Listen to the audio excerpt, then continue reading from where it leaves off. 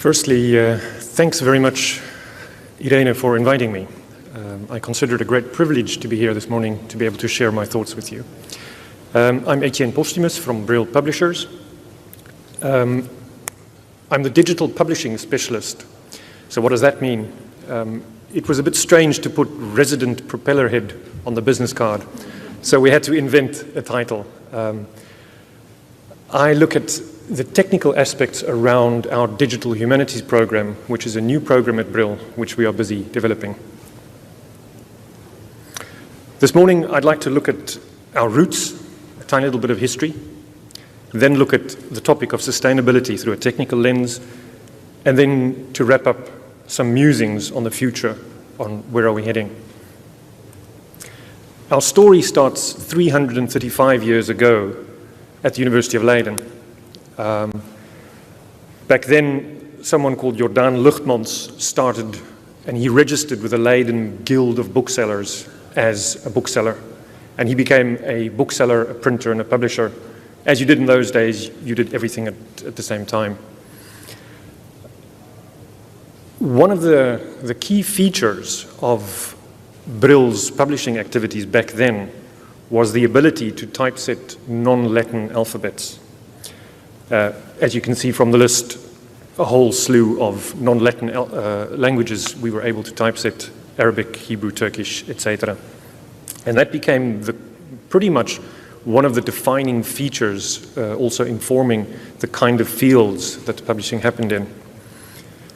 And even back then, the new technology of printing of hot lead was literally a hot technology. So the whole topic of technology runs as a golden thread through the whole story. And even today, still we have our own digital typeface called the Brill, which is used to typeset advanced other scripts in other languages. 200 years later, the business was sold to someone called Evert Jan Brill, and he continued the tradition, and we are nowadays a global company, but we're still quite a small company with headquarters in Leiden. But we have over 3 centuries of scholarly publishing. My background is in software development, also some book history and manuscript studies.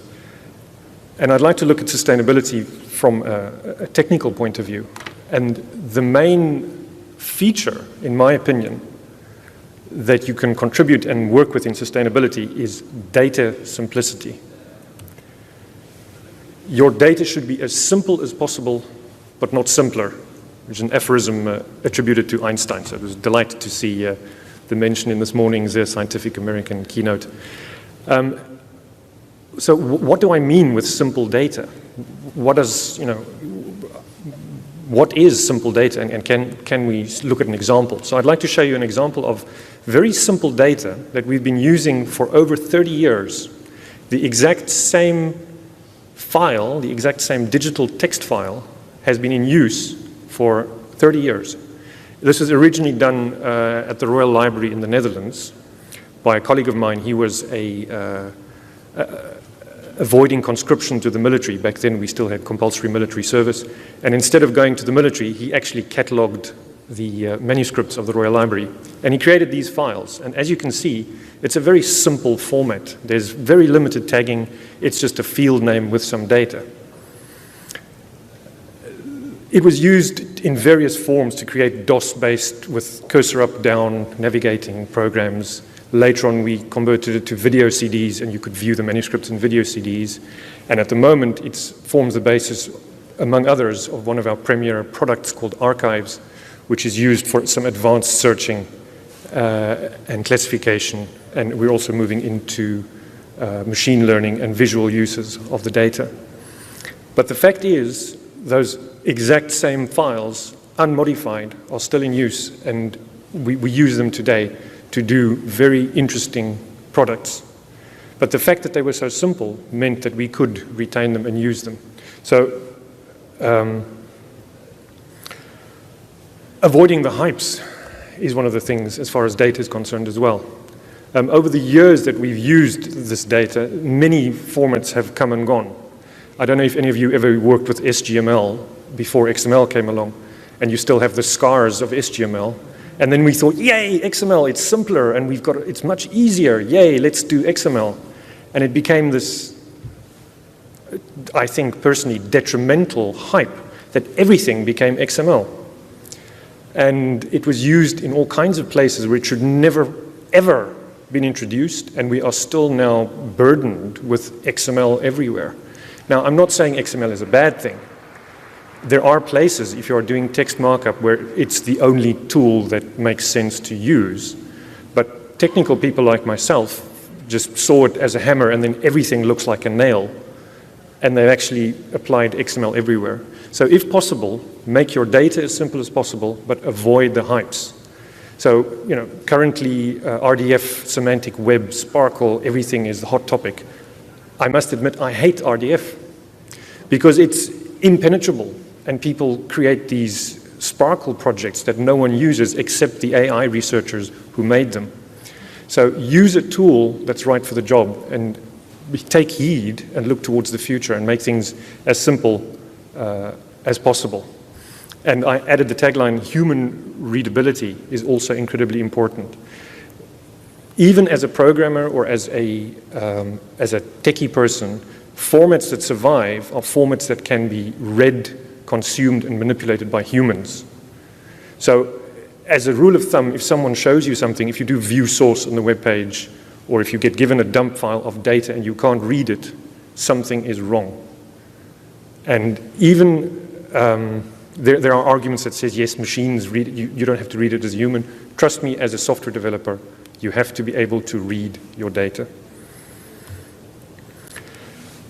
Coming to the topic of human sustainability, what do we do when fancy websites die?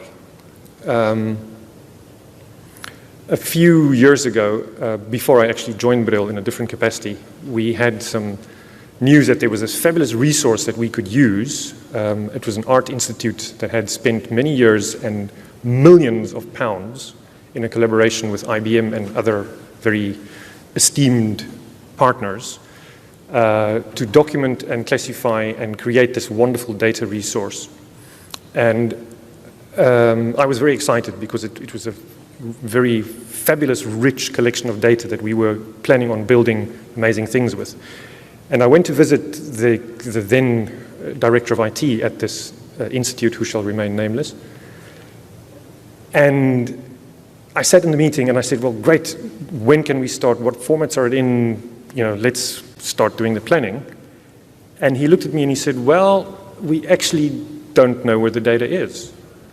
And I'm like, my jaw dropped up, and I thought, why did I come to London to come and see you if you don't have the data? And it turned out, through various changes in their organization, people had left, the data had sort of just vanished and evaporated, and millions of pounds of investment had just vanished.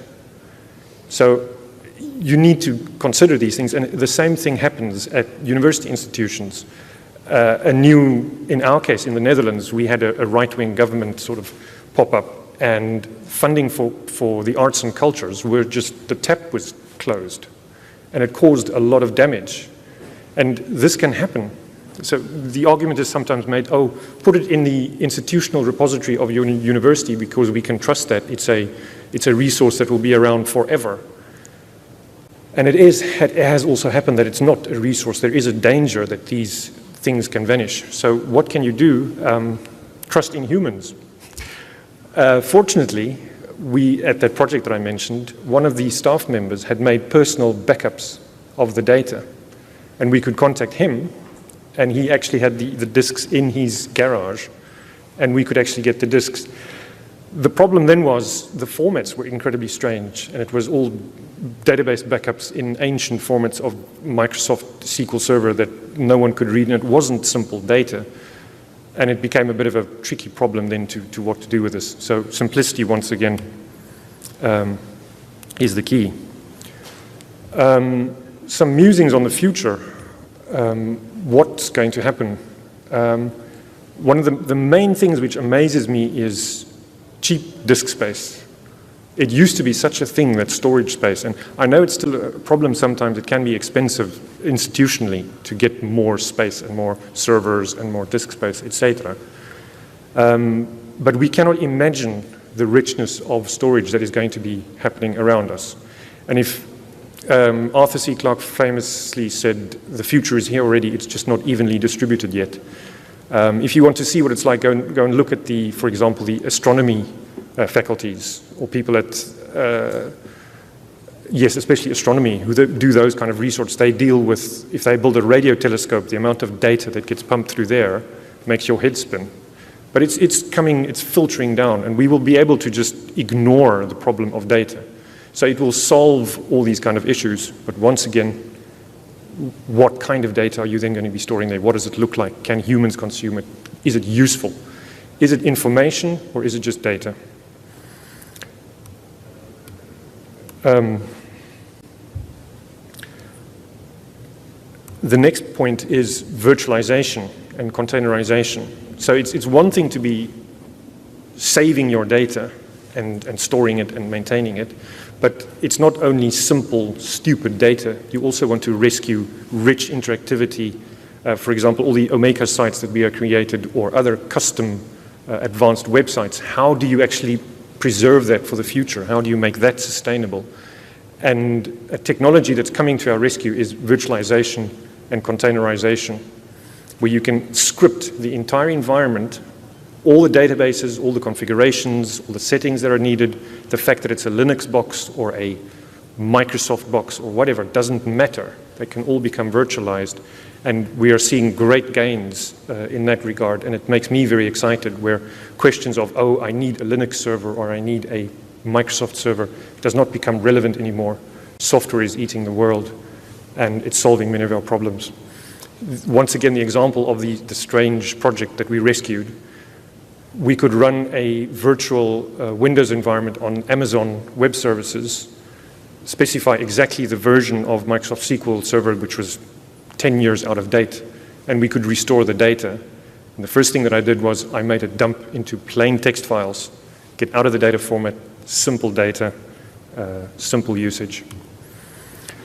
So if there's one thing that I'd like you to take away from this discussion, is simplicity is the panacea. Panacea was the goddess of the cure-alls.